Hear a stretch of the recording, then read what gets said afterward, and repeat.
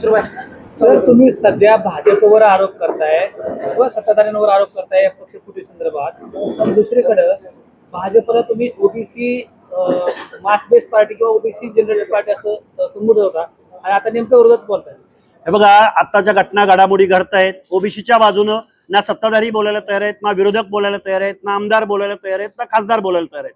महाराष्ट्राच्या पावसाळी अधिवेशनामध्ये 2 आमदारांनी मला कुठेतरी प्रश्न उपस्थित करण्यासंदर्भात एक पत्र दिलेलं होतं, पण तेही प्रश्न अजेंड्यावर आले नाही.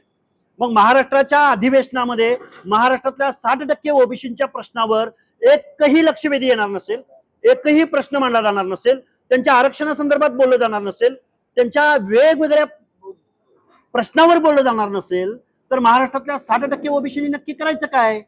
त्यामुळं कधी काळी ओबीसी हा भाजपचा डीएनए आहे म्हणून भाजपनं ओबीसीची मतं घेतली.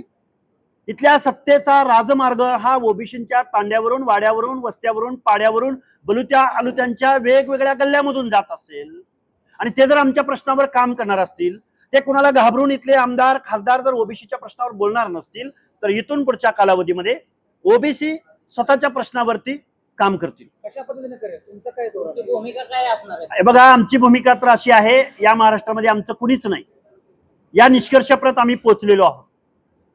त्यामुळं इथून पुढच्या कालावधीमध्ये आम्हाला ओबीसीचा क्राऊड डोळ्यासमोर ठेवून काही निर्णय घ्यावे लागतील. काय निर्णय घेणार? निर्णय काय? ओबीसी जनता पार्टी असेल महाराष्ट्रामध्ये, ती पुढे येईल, ओबीसीच्या प्रश्नावर काम करेल आणि आमचा जैविक बंधुभाव म्हणून एससी एसटी बांधवांना आव्हान करेल. आमच्या एससी बांधवांमध्ये जी काही भांडणं लागलेली आहेत, अरे तुमचं आरक्षण या भाजपनं, इथल्या सत्ताधाऱ्यांनी, इथल्या कारखानदारांनी कधीच लोण्याचा गोळा घेऊन गेलेत. तुम्ही जे भांडताय ते बुडीत निघालेल्या बँकेच्या चेकसाठी भांडताय. आता भाजपचा डीएनए ओबीसी नाही, भाजपचा डीएनए प्रसाद लाड आहे. कशावर? त्या प्रसाद लाडच्या खाजगी कंपन्यांना महाराष्ट्राच्या 1 लाख नोकऱ्या त्या प्रसाद लाडाच्या कंपनीच्या माध्यमातून महाराष्ट्र शासन 1 लाख पोरांना 25,000पासून 1.25 लाखापर्यंत पगार देत आहे. मग जर नोकऱ्या जर प्रसाद लाडच्या कंपन्या चालवत असतील, तर भाजपचा डीएनए प्रसाद लाड ओबीसीच्या तरुणांच्या प्रश्नावरती, ओबीसीच्या आरक्षणाच्या प्रश्नावरती जर इथं कोण बोलत नसेल, तर फुले शाहू आंबेडकरांच्या महाराष्ट्रामध्ये ओबीसी जनता पार्टी मोठ्या ताकदीनं काम करेल. कधी सुरुवात करणार? लक्ष्मण हाके सातत्यानं राष्ट्रवादीवर एकतर्फी टीका करतायत. मुख्यमंत्र्यांना कधी जाब विचारणार करायला? आम्ही आता कुणाबद्दल बोललो मी? आता मी तेच बोलतोय ना.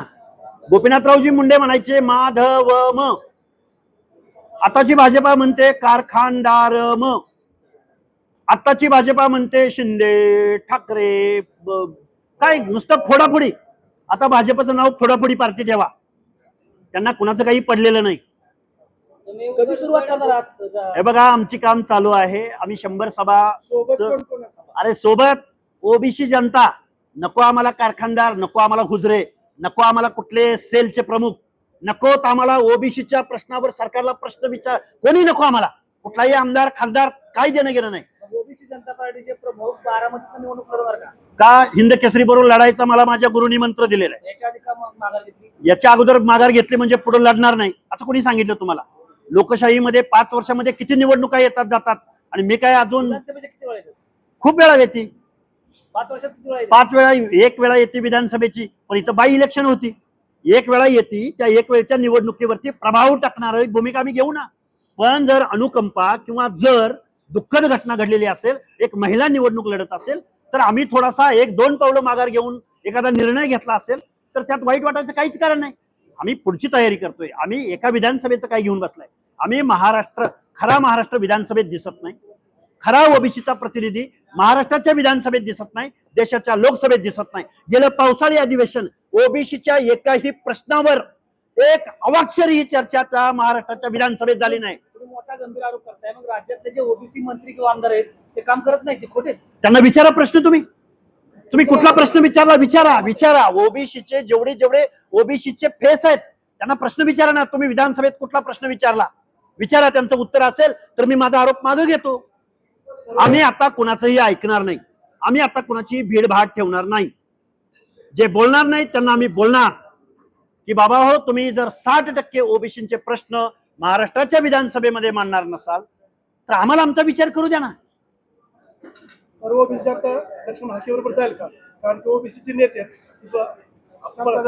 सत्ताधाऱ्याबरोबर आणि मोठ्या पक्षाबरोबर दावणीला बांधले गेले. ओबीसीचे नेते सत्ताधाऱ्यांबरोबर, कारखानदारांबरोबर, वतनदारांबरोबर त्यांना शुभेच्छा आहेत. ओबीसीचं आरक्षण संपलेलं आहे. या संदर्भात जर ते भूमिका घेणार नसतील, ओबीसींना सुद्धा विचार करावा लागेल. खूप प्रेमाने बोलतोय मी या गोष्टी, ओबीसीच्या नेतृत्वासंदर्भात सुद्धा बोलतो.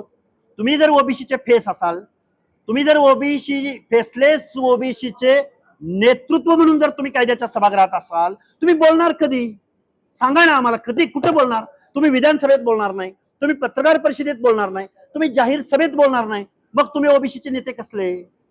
आज रोजी ओबीसीच्या मुलांना इंजिनिअरिंगला आणि मेडिकलला ऍडमिशन घ्यायला एक कास्ट व्हॅलिडिटी लागते. त्या कास्ट व्हॅलिडिटीचं ओबीसीसाठी 4 दिवसाचा कालावधी, 4 दिवसामध्ये व्हॅलिडिटी सबमिट करावी लागते. पण जरांगे पाटलाच्या कृपेनं जे 9 ओबीसी म्हणून आता येत आहेत त्यांना 6 महिन्याच्या व्हॅलिडिटीसाठी कालावधी. असा जी आर कसा असू शकतो? या जी आर वर महाराष्ट्राच्या पावसाळी अधिवेशनामध्ये एकतरी आमदार बोलला का? एकतरी मंत्री बोलला का? ओबीसीची सब कमिटी बोलले का? हे प्रश्न आहेत ना. त्यामुळे ओबीसीच्या प्रश्नावर जर कोणी काही बोलणार नसेल, ओबीसी जनता पार्टी निश्चित महाराष्ट्रामध्ये फुले शाहू आंबेडकरांचा महाराष्ट्र, ओबीसींचा 60% लोकसंख्या आमची आहे आणि 60% लोकसंख्येच्या प्रश्नावर जर कोण बोलत नसेल, अधिवेशनामध्ये एवढा पैसा खर्च होत असेल, तिथून काही आउटपुट निघत नसेल, तर आम्ही काय केलं पाहिजे? आम्हाला पर्याय द्यावा लागेल. प्रश्नच नाही. एससी बांधवामध्ये भांडण लावायचं काय कारण आहे? माझी एससी बांधवांना दोघांनाही माझे हात जोडून विनंती आहे, तुम्ही ज्या रिझर्वेशनसाठी भांडताय, ज्या भांडणातून तुम्हाला लाभ मिळेल अशी आशा आहे, अरे ते सगळे नोकऱ्या सगळ्या या इथल्या सत्ताधाऱ्यांनी आउटसोर्सिंगच्या माध्यमातून खाजगीकरणाद्वारे अरे नोकऱ्या कधीच संपलेत दादा. हो, स्वर्गीय उपमुख्यमंत्री अजित पवार ज्यावेळेस अर्थमंत्री होते त्यावेळेस तुम्ही अजित पवारांना टार्गेट करत होता, ओबीसीला निधी दिला जात नाही महामंडळाला. आता अर्थ खातं मुख्यमंत्री मी बोलतोय ना, फडणवीस यांच्याकडे आहे, मात्र तुम्ही चकार शब्द आता मी बोलतोय ना. अरे मी आता सत्ताधाऱ्याच्या निधी दिला विरोधात, जात नाही हे ना. बघा, आता 18 महामंडळांचा अध्यक्ष नेमला जात नाही. तुम्ही 18 आतापर्यंत किती वेळा मुख्यमंत्र्यांबरोबर आतापर्यंत मुख्य प्रत्येक प्रेस माझी काढून दाखवा. मी इथल्या सत्ताधाऱ्यांच्या पण तुम्ही नाव घेऊन माननीय देवेंद्र फडणवीस साहेब ओबीसीच्या नावानं, ओबीसीच्या वेगवेगळ्या जात समूहांच्या नावानं, त्यांच्या महामानवांच्या संतांच्या नावानं तुम्ही 18 महामंडळं घोषित केली. त्या महामंडळांना तुम्हाला अध्यक्ष भेटत नाही, त्याला कार्यालय भेटत नाही, त्याला एक साधा शिपाई भेटत नाही, त्याला 1 रुपयाची बजेटरी तरतूद मिळत नाही. या संदर्भात अन्यायचं मी काय बोलतोय तेच सांगतोय. ओबीसी वरती अन्याय होतोय, ओबीसीच्या प्रश्नावर बोललं जात नाही, ओबीसीला बेदखल आंदोलन करणार का मुख्यमंत्री? चालूच आहे ना, चालूच आहे ना, बोलणं चालू.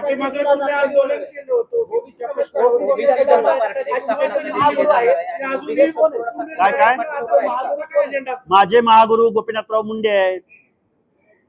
तुम्ही आता सांगितलं ओबीसी तुम्ही जनता अनेक पार्टी काढणार आहे, मागणी पण तुम्हाला काय वाटतं का OBC अनेक महागुरु आहेत ना. काढणार? चळवळीमध्ये ज्यानी सर्वसामान्य माणसांच्या लढाया लढल्या, ती सगळी माणसं आमचे गुरु असू शकतात ना. कोणत्या दिवशी पार्टी स्थापना करतात? अरे येऊ घातलेल्या कालावधीमध्ये हे तुम्हाला सगळं बघायला भेटेल. कुठे करा? आणि कुणाला तरी आमदार होण्यासाठी, कुणाला मंत्री होण्यासाठी, कुणाला मुख्यमंत्री होण्यासाठी, कुणाला खासदार होण्यासाठी, कुणाला MLC मिळण्यासाठी आमच्या पार्टीची घोषणा नसेल, तर सर्वसामान्य माणसांच्या प्रश्नावरती काम करण्यासाठी ओबीसी जनता पार्टीची घोषणा असेल. आणि कुणाचे लाड पुरवण्यासाठी, कुणाला मुख्यमंत्री होण्यासाठी अजिबात नाही. सोबत कोण कोण?